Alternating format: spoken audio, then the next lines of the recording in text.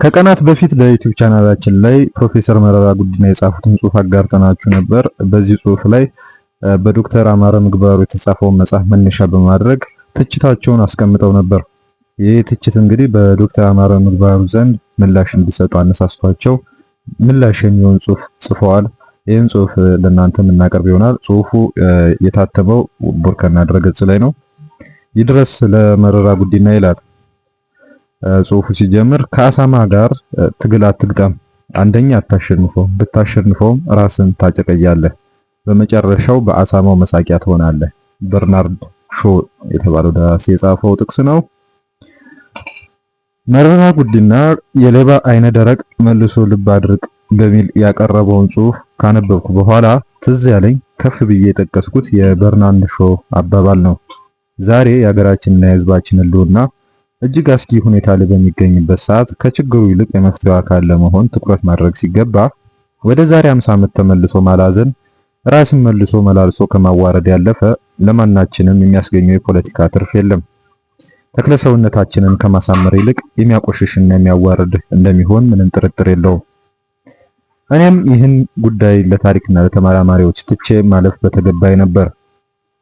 ይህንን ባለማድረጌ ብዙ ሰዎችን ለማሳዘን ቢገባኝም ይቅርታቸውን እየጠየቅኩ ልብ እንዲሉልኝ የምፈልገው ሳልወድ በግድ የማቀርበውን ጽሑፍ አዲስ እንዳልሆነ ነው።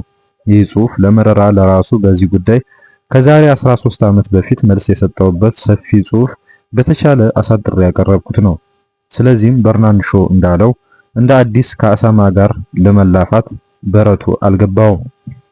የተመለስኩበትም አዲስ ጽሑፍ በማዘጋጀት ጊዜ ከማጥፋት ይህ ታሪክ እንዴት ተቋጭቶ እንደነበር ማወቅ ለሚፈልግ መልሶ ለማስታወስ ይረዳል በሚል ብቻ ነው።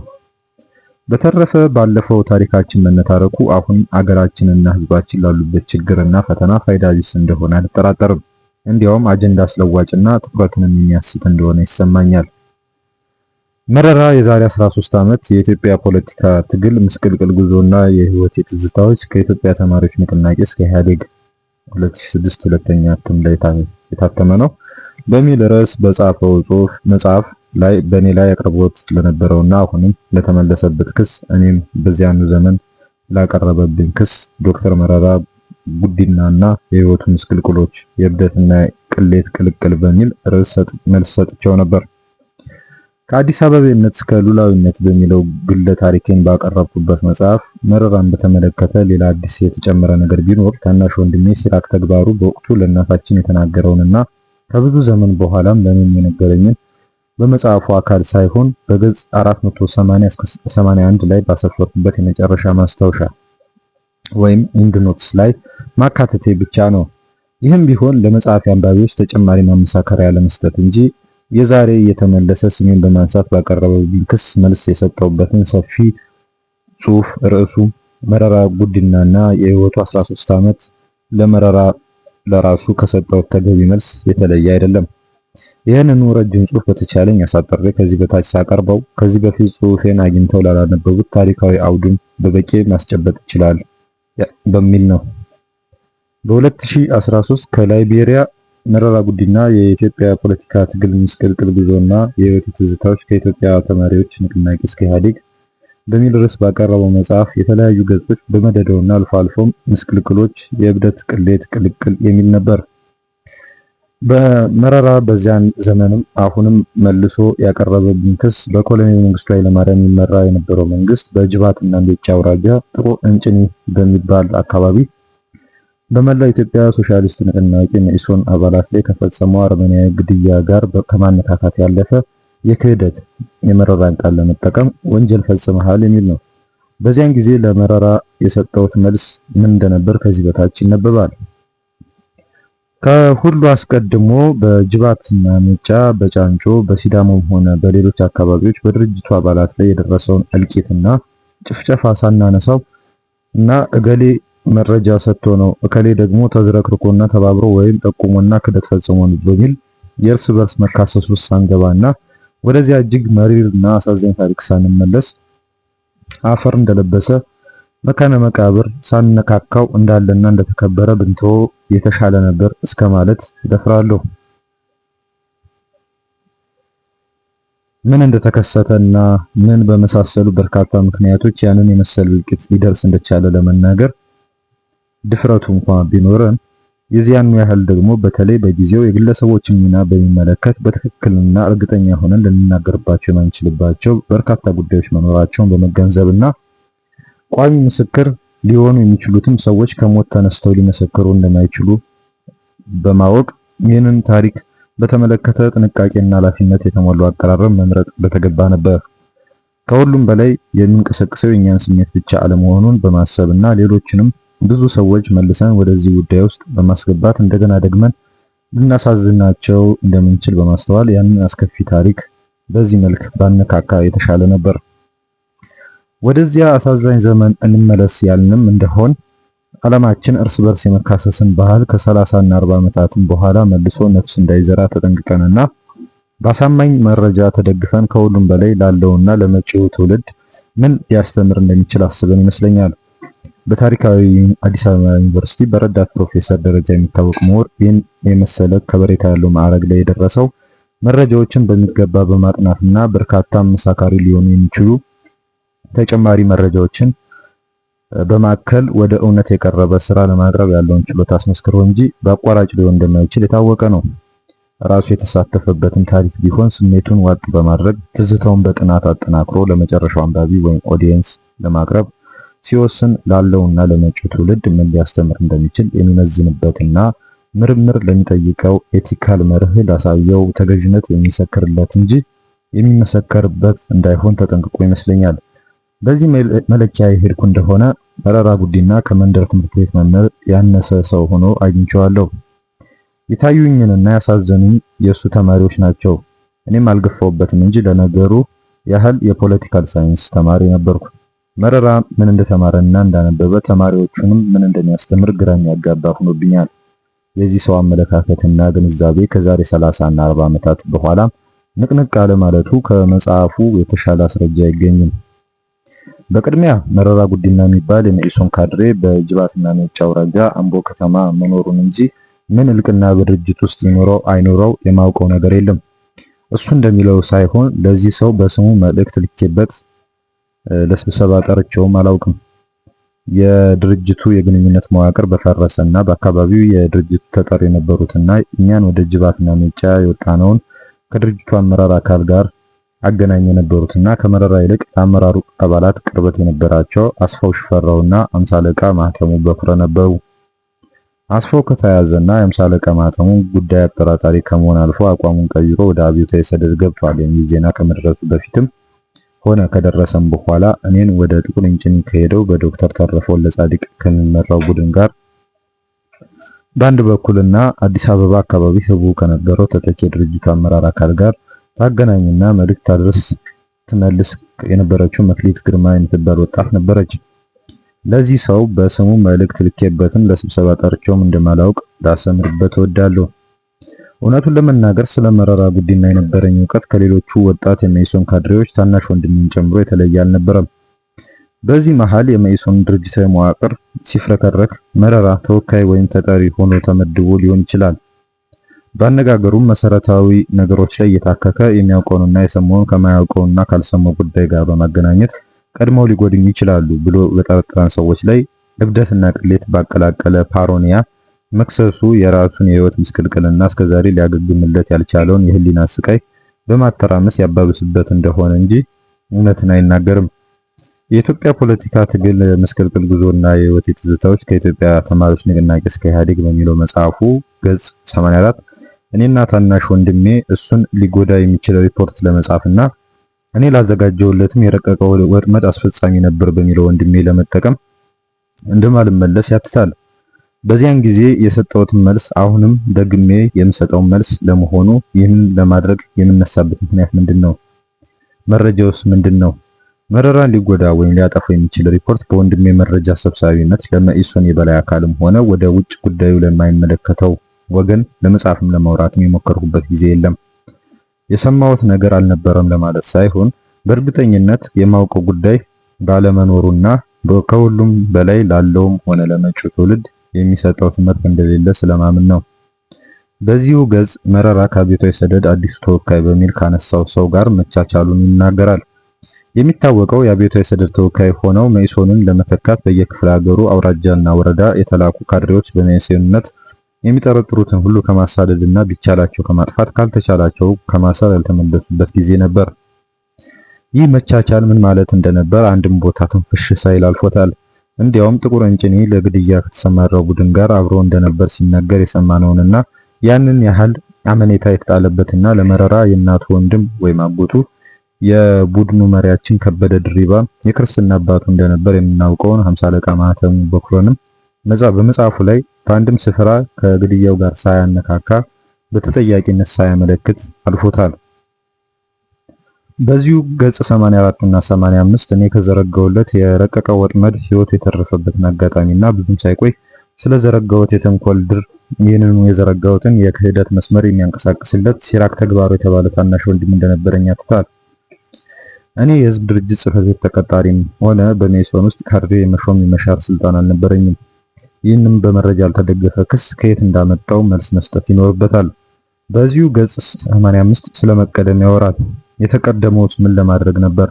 መልሱን ፍለጋ ሩቅ መሄድ አያስፈልግም። በዚሁ ገጽ 85 መጨረሻ ገደማ ከመግደል ውጭ አማራጭ አልነበረም የሚለውን ስመለከት የተቀደመበትን ምክንያት ማሰላሰል አላስፈለገኝም። ይህም የሰው ህይወት ከማጥፋት የማይመለስ ፍላጎት ወይም ኢንተንት እንደነበረው ያጠናክራል። በዚሁ ከገጽ 84 85 ድረስ ዝቅ ብሎም ስሜን በማንሳት አማረ ብዙም ሳይቆይ የተንኮል ድሩን መዘርጋት ይጀምራል ይልና በመቀጠል በእውነቱ ከኔ የተሻለ አማረን የሚያውቀው ኢዮብ ታደሰ መጠርጠሩ መረጃ ቢኖረኝም በሚል ይቀጥላል። እነኚህ ከላይ ስማቸውን የሚጠቅሳቸው ሰዎች አንዳቸውም በህይወት የሉም። በስም እየጠራ ከሌ ይህን ማለቱን እከሌ ደግሞ ያንን ማለቱን አስታውሳለሁ ይላል። እዚያው በዚያው ደግሞ በቦታው ያልነበረና በህይወት ለወሬ ነጋሪነት የተረፈው እሱ ብቻ መሆኑን በመጥቀስ የቡድኑን ጭቅጭቅ በለማፊዳ በኩል ሲከታተል እንደነበረ ይናገራል። ለማፊዳን ከሞት አስነስቶ መጠየቅ አይቻልም። በለማፊዳ በኩል ሲከታተል ነበር ብሎ ነገር እንዴት ሊሆን ይችላል? እውነትስ ቢሆን በስለላ ስራ እንዲሰማራ ያዘዘው ማን ነው? በድርጅቱ አባላት መካከል የአግድሞሽ ወይም ሆሪዞንታል ግንኙነት ተገቢ እንዳልነበር በመጽሐፍ ውስጥ የሚናገረው ይሄ ሰው ለሱ ይህንን የአግድሞሽ ግንኙነት የፈቀደለት ማን ነው? እውነቱ ግን ለማፊዳ እና ኢዮብ ታደሰ አንድ ቦታ አልነበሩም። ለማፊዳ እኔ ከነበርኩበት ቡድን ጋር አቶ ዱጋሳ ቤት ሲኖር፣ ኢዮብ ደግሞ ከሌሎቹ ጓዶች ጋር በእግር 1 ሰዓት ያለ ርቆ በሚገኘው የአብዮት ጥበቃ ሊቀመንበር አቶ ቃበታ ቤት ይኖር ነበር። በተለያየ ቦታ እንድንበተን ያስፈለገውም ለደህንነታችን ሲባል ነበር። ከመጀመሪያው ወደ ገጠር ከወጣንበት ምሽትና ከ3 ሳምንታት በኋላ ቡድኑ ወደ ጥቁር እንጭኔ አንድ ላይ ለመንቀሳቀስ እስከተገናኘ ድረስ እኔም ሆንኩ ለማም ሆነ ኢዮብ አንዲት ቀንና ሌሊት አብረን አላሳለፍንም። ባጭሩ አንድም ጊዜ ሁላችንም በአንድ ጊዜ በአንድ ቦታ ተገናኝተንና ተቀምጠን የተወያየንበት ጊዜም አልነበረም። ከጥንቃቄም አንጻር ተገቢ አይደለም። በህይወት የሌሉ ሰዎች ለማንኛችንም ምስክር አይሆኑም። ከሳሽ መረራ ጉዲና ነውና መረጃ የማቅረብ ዕዳው ከኔ ይልቅ የሚወድቀው እሱ ላይ ነው። ወደ ገጽ 87 እና 86 ስንሄድ አቅጣጫ ለማሳሳት ወንድሜን መሳሪያ በማድረግ አንድ በዚያን ጊዜ ስለ ቻይና አብዮትና ረጅም ጉዞ ከጻፉት ጋር አያይዞ እውነት ያልሆነ ነገር ያነሳል። እኔ የነበርኩበት ወለንኮም ሲሆን እነ ዶክተር ተረፈ ያረፉበትን የነ መረራ ጉዲናን ዘመዶች ቤት ይቅርና ጥቁር እንጭኔን ደርሼበት አላውቅም። ሲራክም ከመረራ 50 አለቃ ማተሙና መክሊት በስተቀር እነ ዶክተር ተረፈ በየትኛው ስፍራና መረራ እንደሚለው በየትኛው የነ መረራ አጎት ቤት እንዳረፉ እንደማያውቅ ለመረራ ጉዲና ከተቀባይ ደረሰኝ ጋር ከላከለትና ለማንም ባላሰራጨው የሚስጥር ደብዳቤ ይነበባል። ሲራክ እንደሚለውና ለመረራ በጻፈው ደብዳቤ ያረጋገጠው መረራ ጉዲና የኮማንዶ ቡድን ተባባሪ እንደነበረና አምቦ ከተማ ሲደርሱ ከተደባለቀው 50 አለቃ ማተሙ ጋር ሆነው ያጎቱን ቤት መርቶ ማሳየቱን ሲራክም እዚያው ግድያ የተፈጸመበት ስፍራ እንደነበረ ይመሰክራል። ክርክር መግጠም የነበረበት ከኔ ወንድም ጋር ነበር። በገጽ 85 የመረራ አሰልጣኝ ሲቪሊቲ ባልጎበኘው ቋንቋ ያነሳው እግር ማከክና የጤንነት ጉዳይ እሱም ራሱ ሳያውቀው አይቀርም ብዬ የምገምተው ጉዳይ አልተነሳም ለማለት አይደለም። ከሐዘኔታና ቁጭትና እንክብካቤ በስተቀር ምንም ነገር ያላየሁባቸው ሰዎች በዚህ መልክ የሚልቀቀው ወይም እሱ በገጽ 85 መጨረሻ ገደማ እንዳመለከተው ከመግደል ውጭ አማራጭ አልነበረም ወደሚለው ሐሳብ የሚዘቅጡ ሰዎች አድርጎ ማቅረቡ እነኚህን ሰዎች በራሱ ደረጃ እጅግ ዝቅ አድርጎ መገመቱና ከራሱ ተመክሮና ሞራል ጋር አዳምሮ ማቅረቡ እጅግ የሚያሳዝን ነው። እንደ መረራ ጉዲና ዝቅ ባለ የካድሬ ደረጃ ይህንን የመሰለ በገዛ ጓዶቻቸው ላይ የጠመንጃ አፈሙዛቸውን ያዞሩ እንደነበር ወይም እንዳልነበር አሳማኝ መረጃ የለኝም። እሱን የመሳሰሉ በድርጅት ለመገዛት የሚያስቸግሩ ከእብድ የማይሻሉና ይህንን የመሳሰለ ወንጀል ለመፈጸም የማይመለሱ ሰዎች በድርጅቱ አልነበሩም ማለት አልችልም።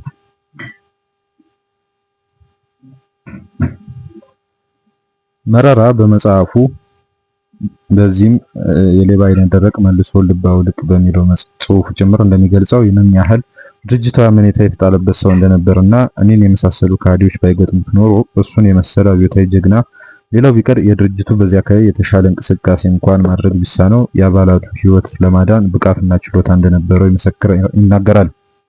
በጊዜው እስከዚህ ድረስ በእድሜም ሆነ በተሞክሮ ከሁላችን ወጣት የነበረ ሰው ከስለልቦናዊ ቀውስ ካልተነካ በስተቀር ወይም ናርሲሲዝም ካልሆነ በስተቀር እስከ ራስ ደፍሮ የታጠቀ ሰራዊትና የገበሬ ማህበራት ድረስ የዘለቀ የመረጃ ሰንሰለት የዘረጋ መንግስት ባለበት ሀገር እንዲህ በድፍረት ስለራሱ ለመናገርና ለመጻፍ መድፈሩ የሚገርም ነው። ያጎቱ ቤት ጨረቃ ወይም ማርስ ላይ ያለ ካልመሰለው በስተቀር እንዲህ አድርጎ መቀባጠር የሚገርም ነው። ይህንን ሰው ወይ ዝም በል የሚለው የለም ወይም ደግሞ ሰውየው በተፈጥሮ ደብረ በጥብጥ ነው ከማለት በስተቀር ሌላ ቋንቋ አላገኝለትም። አንድ ልብ ያላለ ጉዳይ ቢኖር ግን የሚከተለው ነው። በ1983 እኔ የማውቀውንና የማስታውሰውን በዝርዝር እንዳቀርብ በድርጅቱ የበላይ አካል ተጠይቄ ባቀረብኩት ሰነድ ይህንኑ ወደ ጅባትና ሜጫ ለወጣው ቡድን ደህንነት የሚበጅ ስፍራ በግንባር ቀደምትነት አዘጋጀሁ የሚለው ይህ ሰው በንቃት ደረጃውና እልቅናው እየተኩራራ የሚገልጸው ስፍራ ምን እንደሚመስል የገለጽኩበትን እያሳጠርኩ እንደሚከተለው አቀርባለሁ። መረራ ጉዲና ለአማራ ተግባሩ ስፍራ አዘጋጀንለት ወዳለው ወለንኮሚው ታሪክ ስመለስ ደግሞ በየተራ እየተቀባበሉ የደበቁኝ ኃይሉ ጉርሙ የሚባል የቀድሞ አየር ወለድ በወለንኮሚ የንግድ መደብር የነበረውና የኤፒድ ሰራተኛ የነበረችው እልፍነሽ ደበሌ ነበሩ።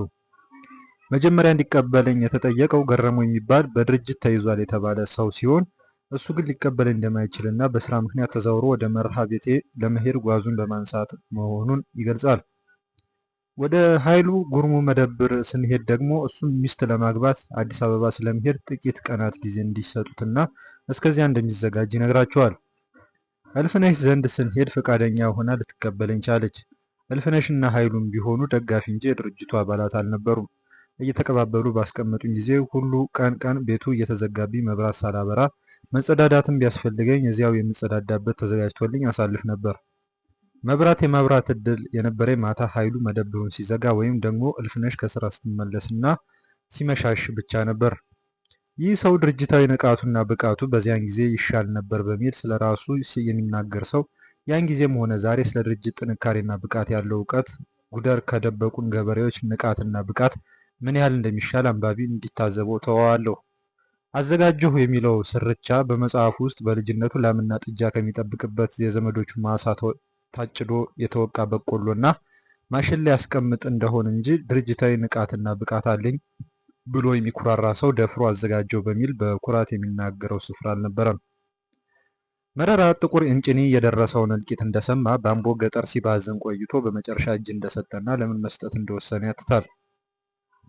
የኔ ወንድም ደብዳቤ ደግሞ እሱ ከሁለተኛ ፖሊስ ጣቢያ መረራ ደግሞ ምርጫ ተሰጥቶኝ ለማንም ያልተሰጠ ምርጫ ለሱ ብቻ እንዴት እንደተሰጠው ምክንያቱም የሚያውቀው እሱ ብቻ ነው በሚል ከተናገረው ስድስተኛ ፖሊስ ጣቢያ ተወስደውና በወታደር ማመላለሻ መኪና ወይም ማክ ተጭነው ከተባለው የኮማንዶ ቡድን ጋር አምቦ ከተማ እንደተወሰዱና እዚያም ሲደርሱ 50 አለቃው ተደባልቋቸው ወደ ጥቁር እንጭኒ እንደተወሰዱ ነው።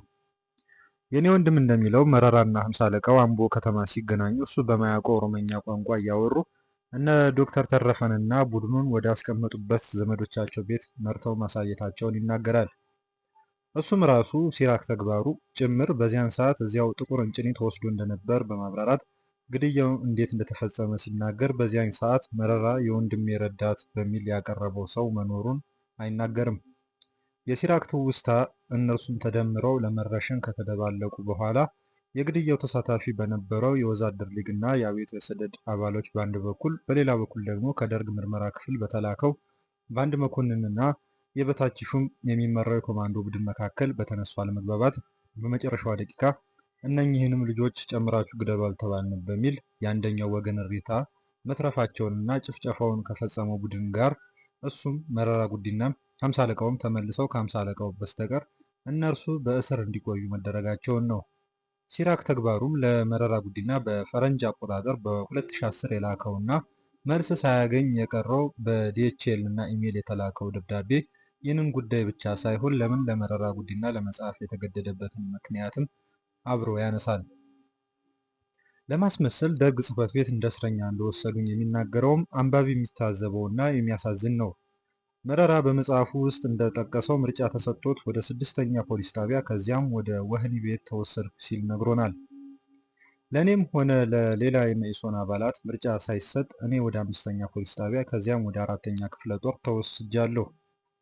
እኔም ሆንኩ መረራ ለረጅም ዓመታት የቆየንባቸው እስር ቤቶች ለማስመሰል ሰው የሚታሰርባቸው ቦታዎች አይደሉም። በአንጻራዊ ደረጃ አወዳደርን እንደሆን 4ኛ ክፍለ ጦር ያለ ስንቅ ነፃ ሕክምናና እንደ ልብ ንፋስ ለመቀበልና ለመንቀሳቀስም ሆነ ዘመድ ለጥየቃ ብቅ በማይልበት ማጎሪያ በጥብቅ መታሰርና በወህኒ ቤትም ተበላም አልተበላም መንግስት ስንቅ በሚያቀርብበትና የዘመድ ጥየቃ በማይከለከልበት አልፎ ተርፎም ለመንቀሳቀስና ከሌላው እስረኛ ለመገናኘት ይህን ያህልም ገደብ በሌለበት ቦታ መታሰር መካከል የትኛው እንደሚሻል መረራ ጠፍቶት ነው ለማለት ያስቸግረኛል።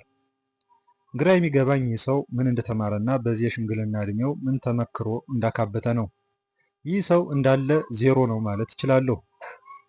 መረራ ጉዲና በመጽሐፉ ገጽ 89 እና 92 እና 93 ጥቁር እንጭኔ ከወደቁት ጓዶቼ ጋር በአንድ ጉድጓድ ሳልገባ በመቅረቴ የገባውን መቆጨትና ባሰበውን ቁጥር በሞት ከተለዩት ዘመዶቹም ሆነ ለተሰዉት ጓዶች ካለቀሰው የበለጠ የኔን ነገር ሲያነሳ ከመዘግነን አልፎ እንባው እንደሚፈስ የገለጸውን ስመለከት ከዚህም የተሻለ የሰውየውን ትምህርት የእድሜ ተሞክሮም ሆነ ስልጣኔ ወይም ሲቪሊቲ ያልሞረደውን የጭካኔ ወይም ሳዲስቲክ አመለካከት የሚያስረዳ አረፍተ ነገር አላገኘውም። በገጽ 124 እና 125 ደግሞ እኔ የዘመኑ ቀንደኛ ነፍጠኛ የነበረው የደጃዝማች ፀሐዩ እንቆስላሴ የእህት ልጅ መሆኔን በማንሳትና ዝቅ ብሎም በባሌ ተነስቶ ለነበረውና በዋቆ ጉቱ ይመራ ለነበረው የኦሮሞ ገበሬዎች እንቅስቃሴ መደምሰስ ምክንያት አድርጎ ከሚያቀርበው ከሌላው የእናቴ አጎት ጋር በማገናኘት እኔም ያቀነባበርኩት ክህደት ከነፍጠኛ ዘመዶቼ ተነጥሎ እንደማይታይ አድርጎና አያይዞ ማቅረቡ በአገር ወዳድ ኢትዮጵያዊም ሆነ በሶሻሊስት ንቅናቄ ስም በሚጠራ ድርጅት ለአንድ ሳምንት ያህል እንኳን በአባልነት ከታቀፈ ሰው የማይጠበቅ ወራዳ አነጋገር መሆኑን አንባቢ እንዲታዘበው ተወዋለሁ። ይህንን የመሰለን ወደ ዘርና ብሔር የሚዘቅጥ የማነካካት ቋንቋ ወደ ኦነግ ከተጠጉ አክራሪ ኦሮሞ ብሔርተኞች ስሰማው የነበረ ጸረ አማራ አነጋገር ከዚህ ሰው መስማቴ ለካስ ይህንኑ ጸረ አማራ ጥላቻቸውን ደብቀው በድርጅቱ ከተሰገሰጉት አንዱ ነበር ከማለት በስተቀር ሌላ ማለት አልችልም። መረራ በኦሮሞ ገበሬ ቤተሰቦቹና ዘመዶቹ የሚኮራውን ያህል እኔም ከላይ በጠቀሳቸው አጎቶቼ ብዙ የምኮራበት ቅርስ ያለኝና በዚህም የማላፍር ሰው መሆኔን እንዲረዳው እፈልጋለሁ። ማንኛችንም መርጠን ከዚህ ብሔር ወይም ከዚያ ብሔር አልተወለድንም። ልንከሰስበትም ሆነ ልንመጻደቅበትም አይገባም። መረራ ጉዲና የባሌው የነዋቆ ጉቱ ትግል ከራሱ ብሔር ወይም ብሔረሰብ ከመጡ ኢትዮጵያዊ ጸረ ፋሽስት አርበኛና ጄኔራል ጃገማ ኬሎ እንዳከተመ እዚያው አዲስ አበባ ዩኒቨርሲቲ ካሉት የታሪክ ምሁራን ጠይቆ መረዳት አለመቻሉን ስመለከት ይህ ሰው በዚያ ዩኒቨርሲቲ በጉርብትና ካልሆነ በስተቀር በማስተማርና ምርምር ስራ ላይ መሰማራቱ የሚያጠራጥር ሆኖ አግኝቼዋለሁ። የእኔ አጎቶች በሚመለከት አገራችን በኢጣሊያ ፋሽስት በተወረረችበት ዘመን በዱር በገደሉ በመንከራተት የሰሩትን ጀብዱና የፈጸሙትን የአርበኝነት ታሪክ መረራ ቢቀር ለብዙ ውድና እውነተኛ የኢትዮጵያ ልጆች የሚያኮራ ቅርስ መሆኑን ላስገነዝበው እወዳለሁ። እንዲሁ በመደዳው ወይም ሲምፕሊስቲክ በሆነ መንገድ ነፍጠኛ በሚል ለማዋረድ የሚሞከር ትምህርት ቤት ያልገባና ታሪክን በመወለድ ማንነትን በአዲስና ዘመናዊ የፖለቲካ ባህል አእምሮን ማነጽ ያልተሳካለትና በዘር ላይ የተመሰረተ ጥላቻውን መደበቅ ያልቻለ ከንቱ ጠባብ የኦሮሞ ብሔርተኛ ሰው ብቻ ነው። መረራን ከመሰል አሳዛኝ ፍጡር ቀንደኛ ነፍጠኛ በሚል የማዋረድና አክብሮት የመንሳት አነጋገር በሱ ዙሪያ ያሉትን ያስደስት ይሆናል። ብስለት ያላቸው ወገኖች ግን መረራ ለኦሮሞ ሕዝብ ምን ተጨባጭ ቁም ነገር እንደሰራ እና ምን ያህል እስከ በሬታ ያለው ተቃዋሚ ፖለቲከኛ እንደሆነ ይጠፋቸዋል ብዬ አላስብም። መደምደሚያ እስከዚህ መደምደሚያ ድረስ ያስነበብኩት የዛሬ 13 ዓመት እንደ አውሮፓውያን አቆጣጠር በ2013 ለመረራ ጉዲና መልስ የሰጠውበትን ጽሑፍ በማሳጠር የተገኘውን ነው። በተረፈ ከአዲስ አበቤነት እስከ ሉላዊነት የሚለውን ከ500 ገጽ በላይ በሆነው ግለ ታሪኬ ውስጥ ባቀረብኩበት መጽሐፍ ውስጥ ስንት ፖለቲካዊ፣ አገራዊ ከዚያም በላይ ባህላዊ፣ ማህበራዊና ሉላዊ ጉዳይ እያለ በዚያ ላይ ከማተኮር ይልቅ ጥቂት እርባና የሌላቸውን ጉዳዮች ከተወሰኑ ገጾች በመምዘዝ በደቦ ተሰባስበውና ተራ ይዘው ለሚዘምቱብኝ መልስ በመስጠት ጊዜን አላጠፋም። በርናንድ ሾው እንዳለው ከአሳማ ጋር ትግል ገጥሞ ቢያሸንፉም መቆሸሽ አይቀርም። መቆሸሽ ብቻ ሳይሆን መሳለቂያና ማላገጫ ከመሆን መዳን አይቻልም እንዳለው እኔም በአሳማው የሚመሰሉ ስራ ፈቶች ባዘጋጁልኝ ወጥመድ ውስጥ አልገባም። በበኩሌ በራሴ ላይ እምነትና የመንፈስ ጥንካሬ ያለኝ ሰው ነኝ። በጠባቡ ሳይሆን ከአንድ አገር ግዛት፣ ክልልና ብሔራዊ ጥቅም ባሻገር ዓለም አቀፋዊነትን የህይወት ተሞክሮዬ በማድረግ በዓለም ዙሪያ ያሉትን የሰው ልጆች በተማርኩትና በልምድ ባካበትኩት ቅርስ እያገለገልኩ ነኝ። በታወቁ የምርምር ጆርናሎች ቁጥር ስፍር የሌላቸው በዓለም ዙሪያ ባሉ ተመራማሪዎችና የልማት ኤክስፐርቶች ተነባቢና ተጠቃሽነታቸው የጎላ ጥናቶችን ያሳተምኩ ነኝ። በሙያዬ በተዘዋወርኩና በኖርኩባቸው አገሮች በርካታ ተማሪዎችን ለከፍተኛ ትምህርት ዝግጅትና ብቃት ያደረስኩ፣ ከሀገሮችና ዓለም አቀፍ ድርጅቶች ሽልማቶችን ያገኘው ነኝ። ሌላ ስምና ሙገሳ ፍለጋም ሆነ በማንም ወይም በምንም ላይ መንጠላጠል የማያስፈልገኝ ያለፈ ታሪክ ሳያባንነኝ እንቅልፌን ተኝቼ ማድር ለጡረታ የበቃው ሰው ነኝ። እንደ መረራ ጉዲናና መሰሎቹ ወዳለፈውና ወደማይመለሰው ታሪክ ከመመለስና ጊዜ ከማጥፋት ይልቅ ትምህርታዊና ላለውም ሆነ ለመጪው ትውልድ የሚጠቅም በመቻቻልና መከባበር ላይ ለቆመ ዘላቂና ሰላማዊ የፖለቲካና የልማት አማራጭ ሀሳቦች ላይ ማተኮር እንደሚገባ በማሳሰብ ጽሑፌን እደመድማለሁ በማለት ዶክተር አማረ ተግባሩ ጽሑፋቸውን ደምድመዋል። ስለተከታተላችሁን እያመሰገንን የዩቲዩብ ቻናላችንን ሰብስክራይብ እንድታደርጉ በአክብሮት እንጋብዛችኋለን። መልካም ጊዜ